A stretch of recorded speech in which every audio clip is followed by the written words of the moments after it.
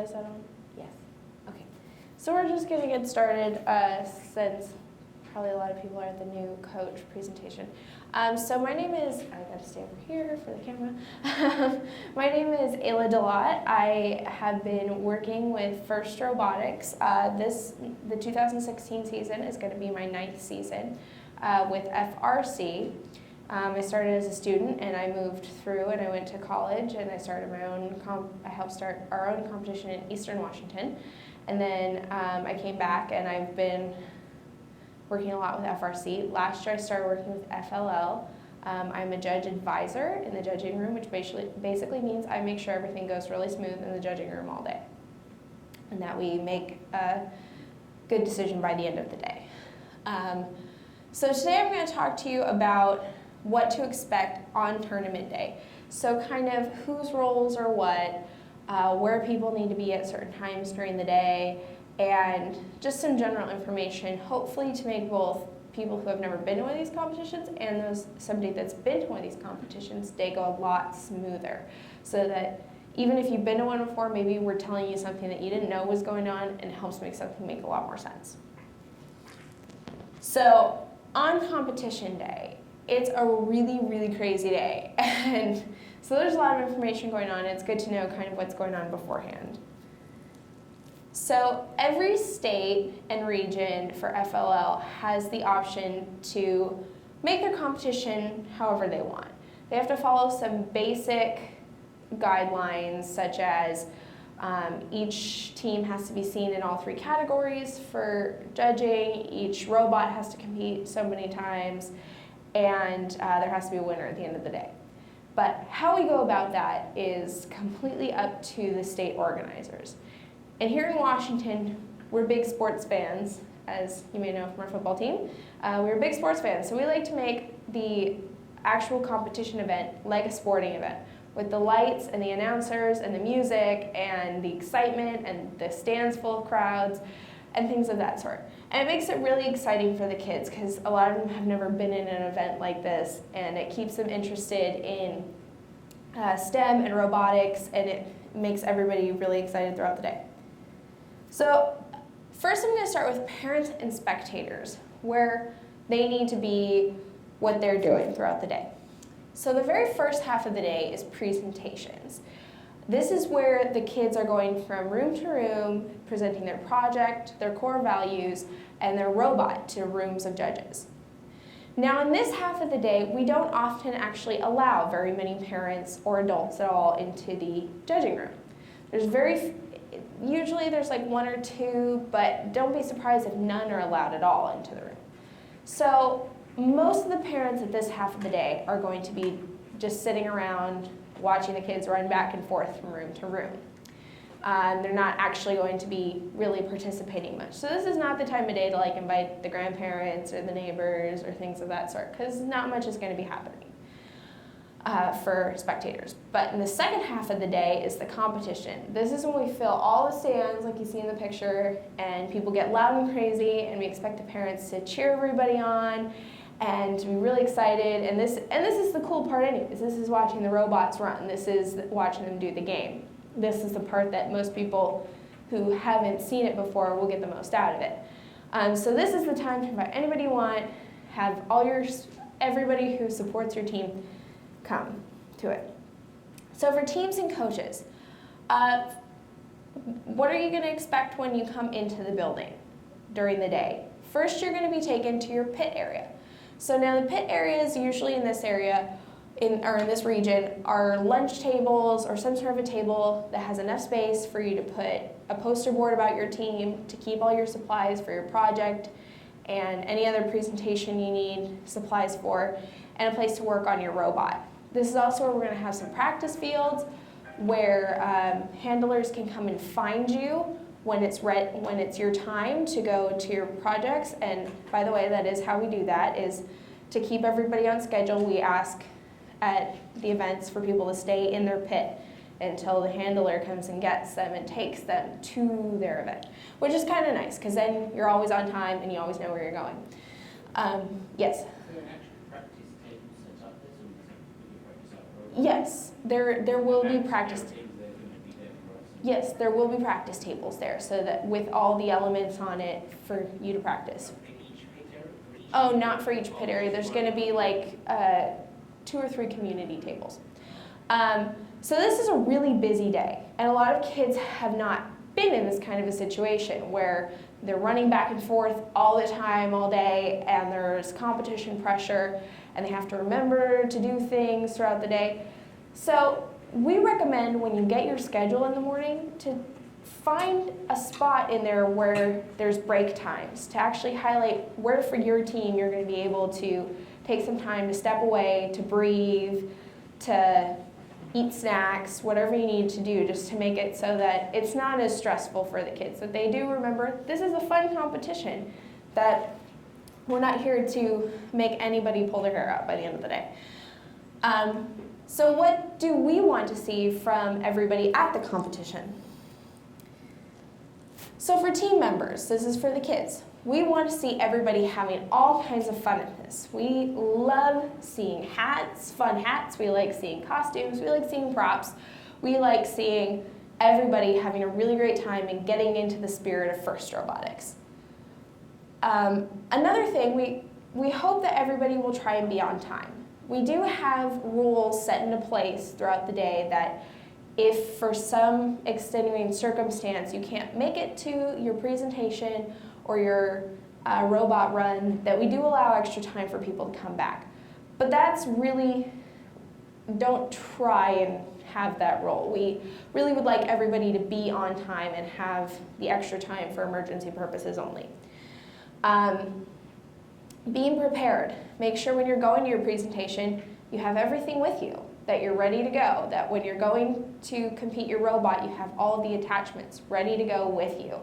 And you know exactly what you need and have checklists and ready to go. Because then that way, it'll lead into you being on time, not having to run back and forth.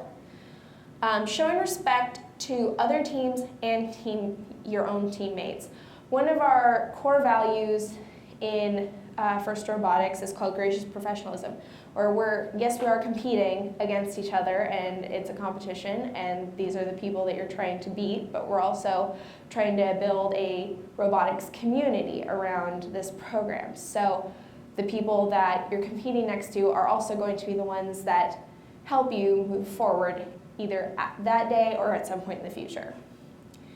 So we are really not expecting the kids to be absolutely perfect at these events. You'll hear a lot about that the judges have the volunteers watching for kids to see how the kids behave. But honestly, we're not looking for the meltdowns. We're not looking for the things that go wrong. We're looking for how you pick yourself back up after something goes wrong. So we're looking for the helpful mentor or coach that takes whatever goes wrong and maybe takes those kids away for a second and lets them just cool down. Or the team that gathers together and picks their teammate back up. That's honestly what we're looking for, rather than something to go wrong. We're looking for something to go right. So for parents and coaches, we expect to be loud and excited for their team at the competition. We're expecting it to be kind of crazy in that arena area. We also hope that all parents and coaches around follow the team guidelines that are published by FIRST. Now these include, when are you allowed to touch the robot? When are you allowed to help the kids out? When are you allowed to do your coach and your mentor responsibilities? Because there are times that in the rules it says to back away. So just make sure that you follow those rules and you read them, because it's never fun for the kids if the parents and coaches and adults are the ones making the team look bad because they're not following the rules. So that's the best advice I can give. And ask questions. Mostly, this is have an open relationship with whatever volunteer is nearby you, because if they have a question for you, then they know who you are and you can talk with them. Or if you have a question for them, if you don't understand something that's going on around you, if you're not quite sure what to do in a certain situation, All of our volunteers are very knowledgeable about what's happening in a competition, and they're all very nice and they're eager to be there. So they're great, a really great resource. So into the judging rooms. I'm not going to give too many specifics on judging, like what we actually judge, but I'd like to give you some, tell you about what's actually going to happen when the kids go into the judging room. So hopefully they're not as nervous and they're ready to go. So in Washington State, how we figure out who moves on to the next one is the judges decide which teams are the most well-rounded in all 3 categories and they think would compete well at the next level. So we are finding somebody who's not only has a great robot, but also has a nice project and it was successful, well not successful, but did well in the core values area. And we're also looking for a team that if we sent them on to the next level, we feel like they would do well. And we have a certain number of teams that we're given at the beginning of each day that we send on.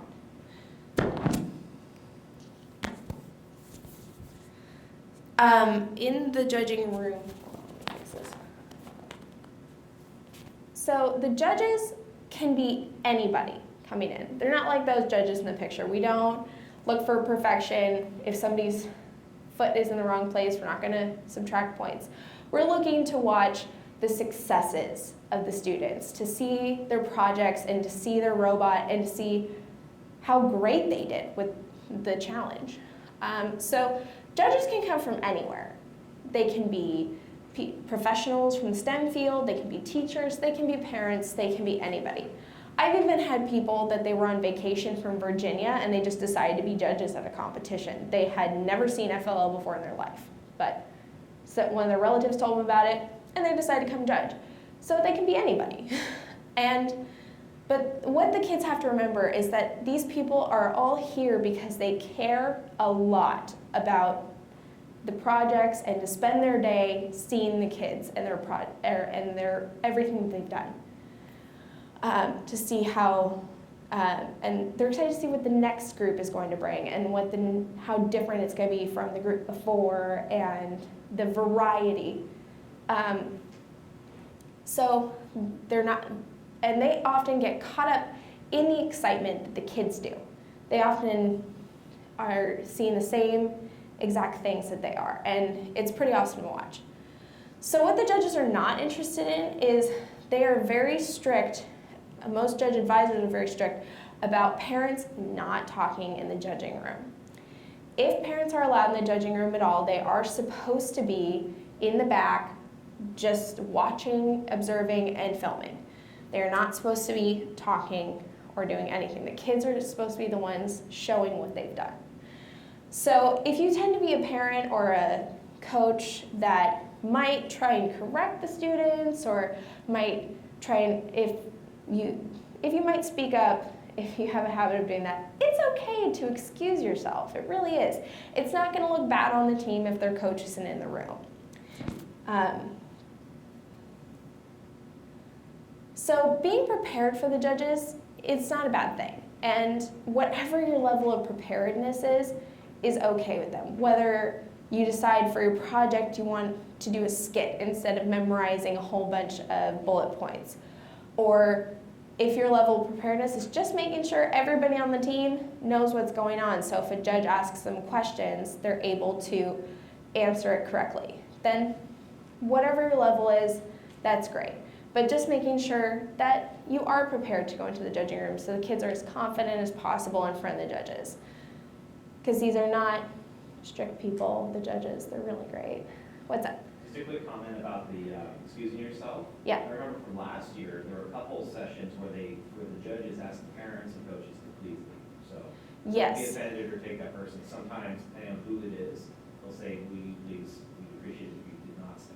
Yes, and there actually are a couple judge advisors at the beginning of the day. They will just say, no parents, no coaches in the room at all. So if you get to that day and they just say, nope, not at all, then that's up to the judge advisor. So the judges choose what the parents are having in the room. Exactly. Yes.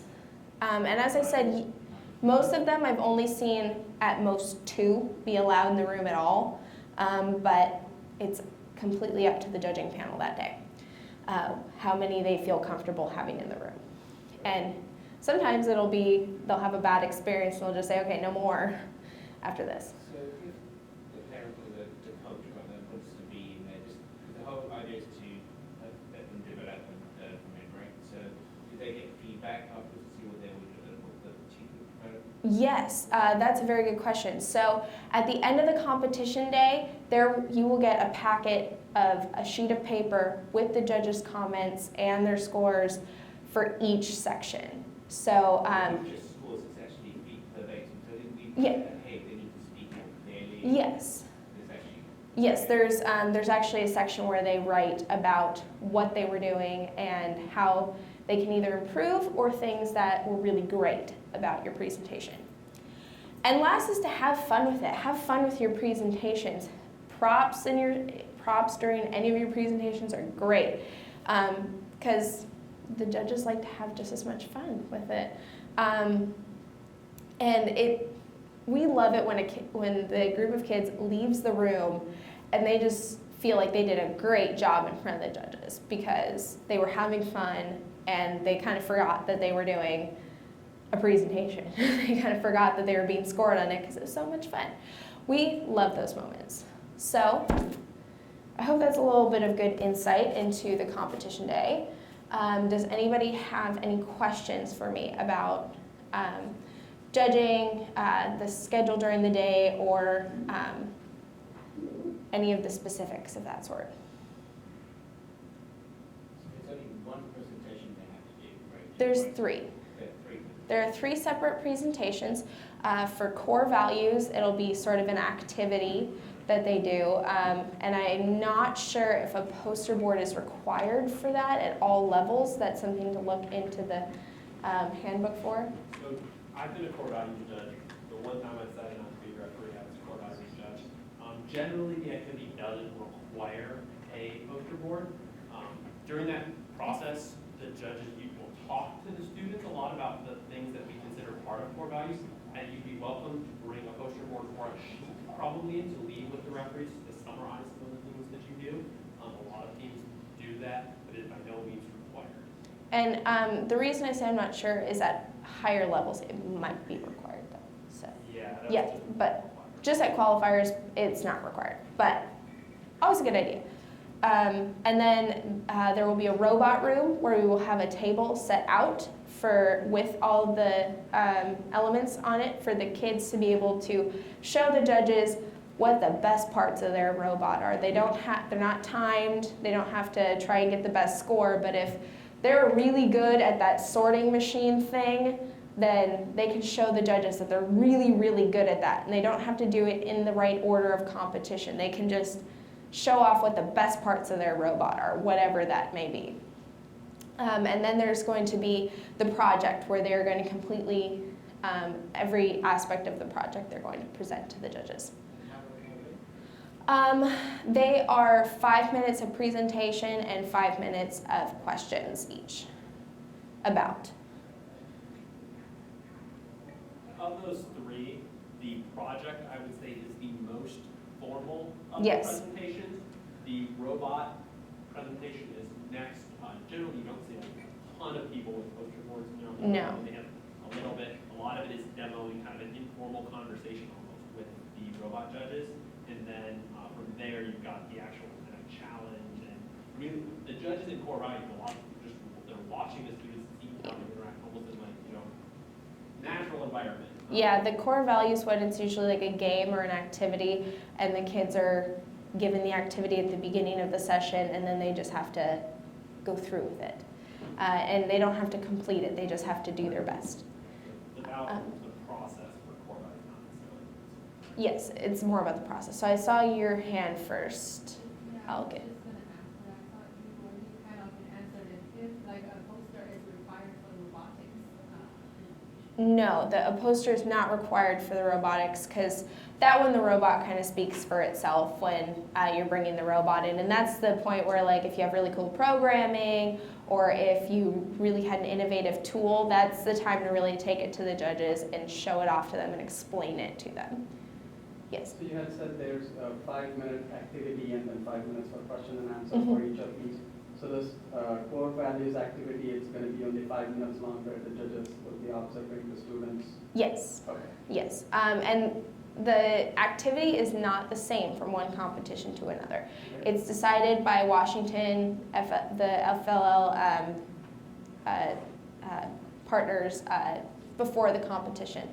And there have been things like acting something out, or there's like a team task that it takes the whole team to complete the task. Or there's been like communication ones where they have to have their back to one another and then they have to do an activity and end up the same sort of thing. So there's all kinds of them that happen. And It's actually not necessarily related to trash or anything. no, not specifically. No, it's more related to how to get How the team works. how the team works together. And we try and make it a fun activity so they are just playing a game. Any other questions? Yes. And then when is the actual challenge? Is it not part of any of these three? Yes, the challenge is in the afternoon. That's the second half of the day. So that, again, we're going to have everybody kind of stay in their pit, and handlers are going to take you to and from the challenge. And yeah, that's where you're going to have your timed part, and you want to use your best programs to get the best score. That's where your robot will actually get scores. And judges are going to be locked away in our room deciding who gets to move on. How do you get to the practice table? You said you have to sign up a sheet for the practice table? You said there's, what do you got, 2 or 3? Charm. The ones actually in the pit are kind of a free-for-all. They're kind of a as you need. But I think we have morning practice tables as well. So the standard way for most of these competitions to work, especially if we have enough tables, is that there will be practice tables, and usually will allow a couple of teams to bring in practice tables, or will provide practice table facility. If a team brings it in, it is for everyone. It's not a team-specific practice field. So that is a key point. The other thing is, normally in the morning, the refs will have the actual competition field open for practice. And generally in there, we'll allow teams to come in, they put their name on a sign-up list, and they'll be given 5 minutes. So enough time for 2 complete runs if they like, or enough time to kind of try a bunch of things out. And then we'll cycle teams through. If there's no one else in line, you can continue to stay. I highly recommend bringing teams into their practice because you're practicing on the actual field you're competing on because of all the differences in mat texture, and mat waviness, and lighting conditions. And you have a ref there who will tell you if you might be breaking a rule, or may tell you something that you interpreted where it could be interpreted more in your favor a different way that the ref believes is that correct. So I highly recommend practicing on the actual competition field, and we generally do have those available in the morning, usually starting an hour or 2 after the coaches meeting. And so that's another one of those things that as you have breaks throughout the day, you should try and fit them in. Anybody else? Do we know where's the competition going to be held this year? I don't know that currently. So there, if you go online to First Block and you look at the calendar, there are general areas. There may be these days there's going to be an East Side competition, and there's going to be a Snohomish competition, and some of them have actual locations in there where they'll say the address of a school. Others just say TBD. So there obviously are the 4 dates where all of the qualifiers will be held. It's I think The first 2 weekends in December. And there will be events all over, Puget Sound as well as eastern and central Washington. Sign-ups have not opened yet for those, but you will be able to sign up for those and kind of see whether the person to talk to you with more detailed questions about that is Susan Martucci, who's Yes. the coordinator of those teams. Yes, but I know that we haven't quite gotten all of our confirmations for all of our locations yet, so those are the ones but it will tell you if it's going to be like North Seattle or Tacoma area.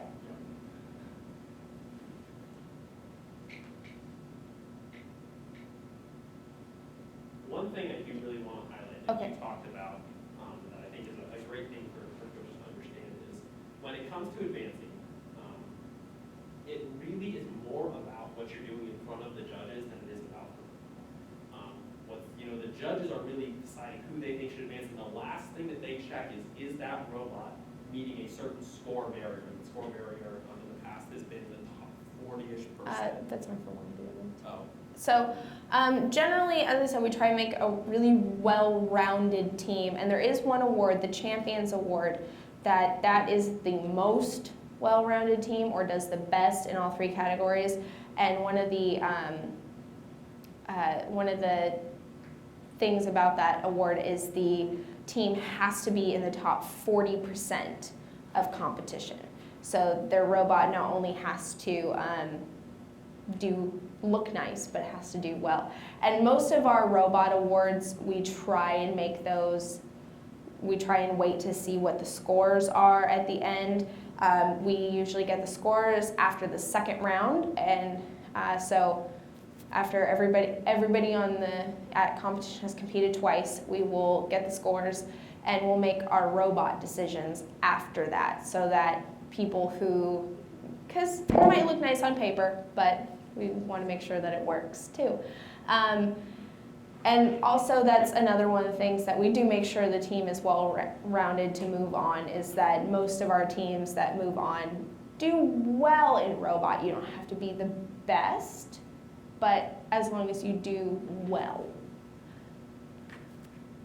So yeah, I think it's easy for coaches and students as well to really focus in on the robot and have a great robot, but then wonder why they maybe didn't advance. And a lot of times it's because they maybe didn't put as much time into the project, or usually it's the project. Normally, Yeah. if you have a good robot, you'll have a decent robot presentation and core values. I think for the most part, students do very well from what I've seen. Core values, there's not, at qualification, there's not too much you can do to prepare for that because you can't practice the game or anything like that. I don't even find out till the day of, and they give me like a baggie full of the supplies for it. But so that one you can't do much preparation for, but making sure that your project is well thought out too is a great way that's another thing to focus on.